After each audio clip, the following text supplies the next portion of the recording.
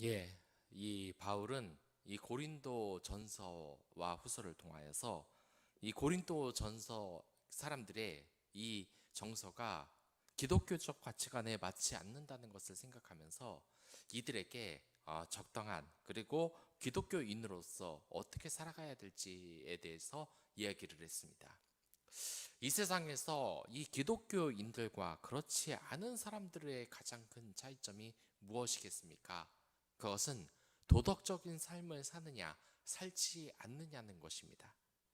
그런 것에 있어서 이 결혼과 재혼에 대한 사도적인 권면을 바울은 지금 권면을 합니다. 그러니까 주님의 명령은 아니지만 이 바울이 그 처녀와 총각이 결혼을 하지 않고 독신 상태에 있다는 것을 권하는 겁니다.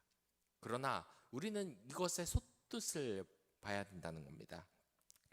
결혼이 주님의 결혼을 하지 않는 것이 주님의 명령은 아닙니다. 그러나 바울은 이것을 권합니다. 왜 그렇냐? 이러한 가정을 세우는 것으로 인하여서 우리가 실족할 수도 있기 때문입니다. 아내와 남편을 주님보다 더 사랑할지도 모르기 때문입니다. 그렇기 때문에 이것은 고린도 교회의 어떤 위기 상황과 연결이 됐다고 볼 수 있습니다. 이미 말세이 때가 와서 혼란스러운 가운데 언제 죽을지도 모르는 그런 상황 가운데서 이 결혼을 쉽게 할 수가 없다는 겁니다. 당장 내가 기독교를 믿고 있다, 하나님을 섬기고 있다는 이 사실만으로 순교를 당할 수 있는 이런 시대적인 상황을 우리가 생각을 해야 된다는 것입니다. 그렇기 때문에 바울의 이러한 권변을 가지고 결혼을 가지고 무슨 죄인 양 말하는 것은 대단히 잘못된 생각이라는 겁니다. 결혼은 오히려 창조 질서에 속하는 일이라는 것을 여러분들 기억하시길 바라고, 또한 주님을 향한 이 헌신, 어려울 때에는 결혼을 하지 않는 것이 사도적인 권면으로 하는 것이지, 결혼을 하는 것 안 하는 게 훨씬 더 좋다, 이러한 뜻은 전혀 아님을 생각을 해야 되는 겁니다. 그리고 이제는 그 결혼과 재혼에 대해서도 또한 이야기를 하는데, 이 결혼과 재혼의 그 기준은 무조건 하나님이 되어야 된다는 것입니다.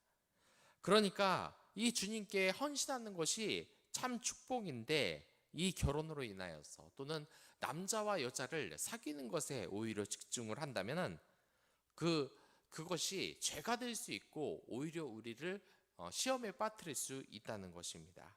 한마디로 이야기해서 이 결혼과 재혼, 이 모든 문제는 하나님이 기준이어야 한다는 것입니다.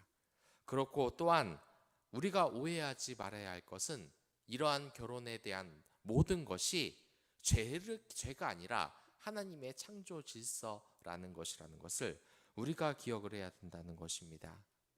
요즘 이 결혼과 그 문제에 대해서 하나님과 의논을 하지 않고 결혼을 한다는 것은 이런 바울의 사도적인 권변과도 정반대가 될 수 있다는 것입니다.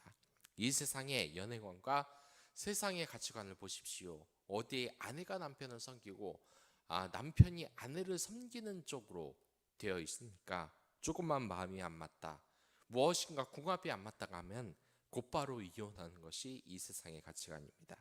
하지만 주님께서는 그러한 가치관이 아니라 하나님의 창조 질서 속에서 남자와 여자가 하나가 되는 것, 그것이 하나님이 이 세상을 우리에게 주시고 이곳을 정복하라는 것입니다.